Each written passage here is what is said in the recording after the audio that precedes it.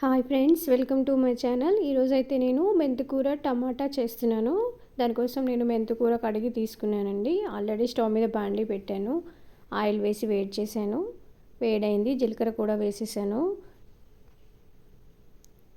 జీలకర్ర, పోపు గింజలు. ఇప్పుడు కరివేపాకు వేసుకుందాము.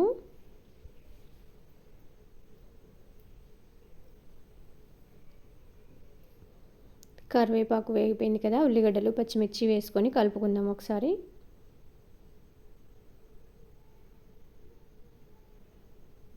ఇప్పుడు పసుపు వేసుకుందాము. పసుపు వేసుకొని ఫ్రై అయ్యాక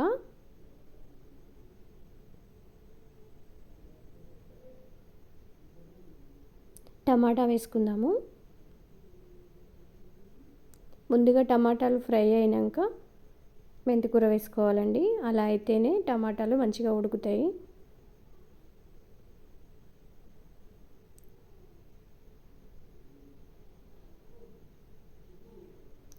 చూసారు కదా, టమాటాలు అయితే చక్కగా ఉడిపోయాయండి, నీరు కూడా వచ్చింది కదా. ఇప్పుడు మెంతికూర వేసుకుందాము. మెంతికూర వేసుకొని ఒకసారి కలుపుకొని 5 మినిట్స్ అట్లా ఫ్రై చేసుకుందాము.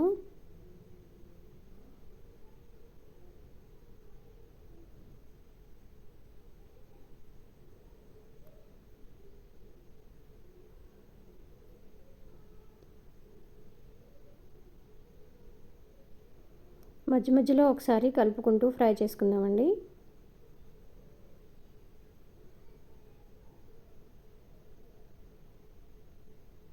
చూసారు కదా, చక్కగా ఫ్రై అయిపోయింది మెంతికూర టమాటా. ఇప్పుడు కారమును సాల్ట్ వేసుకుందాము. కూరకి సరిపడా కారమును ఉప్పు వేసుకుందాము. నేనైతే 1 స్పూన్ తీసుకొని కొంచెం వేసుకుంటున్నాను. స్పూన్ మీద కొంచెము సరిపడా ఉప్పు.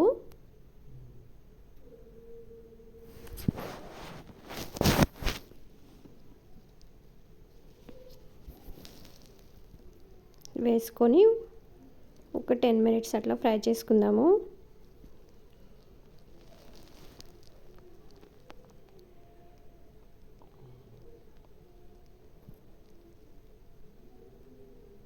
టమాటాలు నాటండి, అందుకే చాలా చక్కగా రెడ్ కలర్లో మంచిగా వచ్చింది.